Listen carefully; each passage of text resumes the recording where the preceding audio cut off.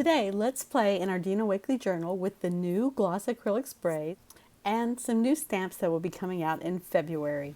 Hello, my creative friends. Jessica Sanders here. Welcome to my channel. So I have quite a few new supplies here, including chipboard shapes, stamps, stencils, collage, paper, and I'm not sure what I'm going to be using today, so I've got it all out, just ready to go. I do know I'm going to be using my sprays and I will be stamping, so I'm pretty sure I'll use this Fierce stamp and both this stencil and the mask for the letters. So you see I have a little envelope in there for storing the letters. That makes it easy for me to find them. Last but not least, my collage tissue papers. So let's get started. I have my sprays and my letter masks out right now. They're called alpha masks, and I'm shaking my sprays really well. I just did it all at once to make it quicker, and then I'll shake it each time right before I use it. The alpha masks come as a solid sheet, and you just sort of punch out the letters, and they don't have the centers really in the stencil part of it, but you can still use it. It can make some really interesting letter type textures.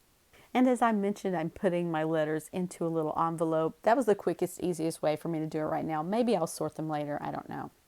So I actually decided to use the stencil part with my sprays, and I want to see how they work on black and on white. So I've got black gesso on my page, I have gesso on my page, and I have just some plain watercolor paper. Now this is my large Dina Wakley journal, you know, the really big one. That's this one, and I thought it would be so fun to just play with it. Now what I notice as I'm doing this is if you have gesso on your page, then that acrylic is going to sit on top a little bit and it's a little bit more glossy. But if you have an area with no gesso, just the paper, the watercolor paper, it's going to sink into it a little bit and it's not quite as shiny that way. It still works beautifully either way. It's just an idea of knowing how it works on which type of surface. I also wanted to know just how opaque that white was and if it would cover up the black gesso, and guess what? It did beautifully. Now I just did a really light spray, so it's not like perfect, but that's kind of the point of my journal page. I'm not going for perfect, right? And I feel like the other colors are not quite as opaque, but I'm going to do a whole video on the different types of surfaces to use these sprays with, on gesso, off of gesso, the burlap, etc. And so I'll save the rest of that for another video. Now I had lots of beautiful color on my stencil, so I'm just going to stamp it off onto this tag.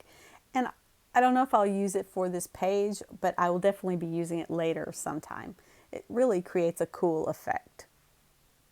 It's time for some stamping. I've got my Fierce stamp set out, and I'm going to stamp the face on some collage tissue paper and on my page. I tried it on my page first, but because I'm not using an acrylic block, I didn't get a good image, and so my solution to that was to use the tissue paper. And I'm so glad I did because it worked out really in a really interesting way. So I'm inking up my stamp with archival, that permanent archival ink, and just stamping it onto some tissue paper. And I also do sort of a ghost stamp where, you know, whatever ink is left, I stamp that off. And I like the effect of that. I'll use these later sometime. So this is when I decided to stamp directly into my journal. And like I said, because I didn't have an acrylic block, I really didn't get a good connection with the paper. But I just went with it and I just added more around the page. And it just sort of became visual texture at that point. Okay, so I'm going back to the sprays now and putting it on my tissue paper. And yes, I'm on top of my journal, but I did lay a piece of wax paper across it to sort of protect it. And then I put the tissue paper on top because I didn't want all the spray all over my page. And I left the area of the face sort of white and sprayed around the edge with the sprays. I'm going back in now with the white, and some areas are wet, and where it's wet, it's going to mix a little bit, and where it's dry, it's just going to cover it. So I love the way the paper crinkles up when the spray dries on it. It just has such a really interesting texture, and I thought this would be great for her hair. And so I tore the edges. I didn't wet it. Would have worked better if I had wet it, but I didn't. And I have these strips of color, which are also pretty cool. And I didn't want like a machine straight edge. And as I was doing it, I was like, I'm just going to bunch up this paper. It's already wrinkly. And so bunching it up just makes it even more so. And it was really, really fun and such, I don't know, I thought it was a really cool effect. So I'm going to apply my tissue paper, the collage tissue, with the gel medium. And I'm just using a palette knife to lay it down. For me, I think that's faster. And I'm putting it where I stamped that original first face because I liked that placement. And it just sort of, I just put it straight over it so you can't even tell the other stamp is there. And again, I'm thinking about making that her hair and bunching it up. So areas that I want to be smooth, I'm using the palette knife to just smooth it out. And then it's like she has either hair or a headdress of some sort. And I don't know, I was just really happy with this. It was just a lot of fun to do.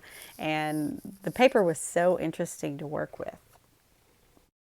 I love those strips of colored paper so much. I just decided I would just add them almost like confetti to the background of my page. Now I feel like I'm getting a really graffiti kind of look, and I just love it.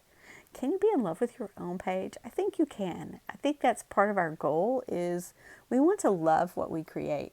But more than that, I love the process of doing it and creating these and just it was just so fun to create it. It kind of makes you love the result if you love the process of creating. Do you feel that way? So I can just say I was really in my play space, in that mindset of playing and exploring when I was doing that. And when I'm watching and voicing over this video, it brings back all that joy that I was experiencing as I was creating. And it makes me love this page even more and love these products. These are so fun to work with. So now I'm stamping with one of the Fierce stamp word stamps, and you notice it really stamps the background of the words, and what shows through for the letter is what you already have on the page.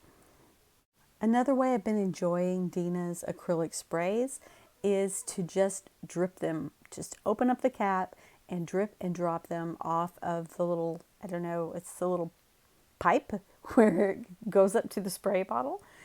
So I think you could actually even use a little pipette and drop it from up high, and that would create some big loose splatters, but I haven't tried that yet. That would be fun to try. So that's it. I am finished with this page, and I had a lot of fun. I hope you enjoyed watching and seeing the process.